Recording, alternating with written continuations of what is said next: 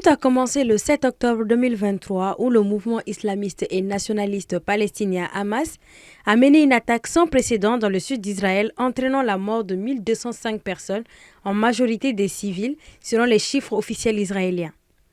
Dans les heures qui ont suivi, l'armée israélienne a lancé une puissante offensive contre le territoire palestinien avec pour objectif d'y détruire le Hamas au pouvoir depuis 2007. Depuis, des secteurs entiers de la bande de Gaza ont été réduits en ruines, la quasi-totalité de ces 2,4 millions d'habitants ont été déplacés et au moins 41 909 Palestiniens y ont été tués, en majorité des civils, selon les données du ministère de la Santé du gouvernement du Hamas.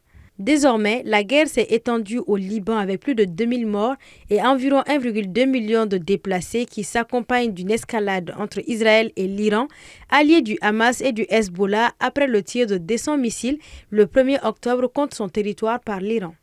Israël a commencé la commémoration du premier anniversaire de l'attaque hier soir avec une veillée à laquelle ont pris part plusieurs centaines de personnes. Un mémorial a été érigé en hommage aux victimes israéliennes. Même pendant cette commémoration, l'armée israélienne a intensifié des frappes sur le territoire palestinien et des cibles du Hezbollah au Liban. De même, depuis la matinée, le Hamas a affirmé avoir lancé plusieurs projectiles vers Israël qui ont visé une base militaire et un rassemblement de soldats israéliens.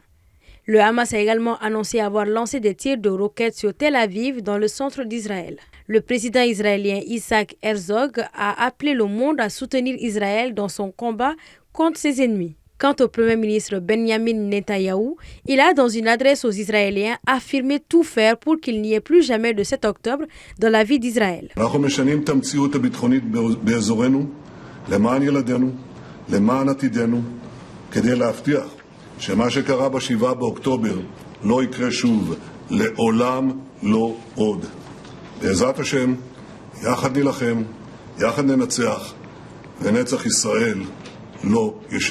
De l'autre côté, le Hezbollah a qualifié Israël d'entité cancéreuse qui doit être éliminée à terme.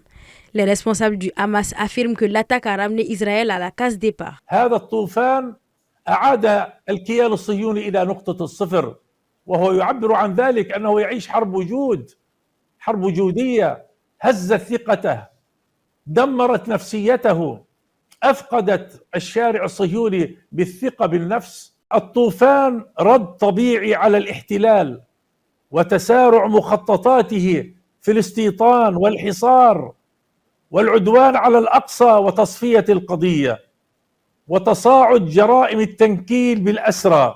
Toutes les tentatives de médiation entamées pour parvenir à une trêve ont échoué et l'offensive israélienne continue à Gaza où l'armée a annoncé aujourd'hui l'envoi de soldats d'une 3e division pour appuyer les 2 divisions déjà déployées dans la zone frontalière du Nord. Des marches à l'initiative de la communauté juive mais aussi de sympathisants pro-palestiniens ont été menées un peu partout en Europe et en Asie.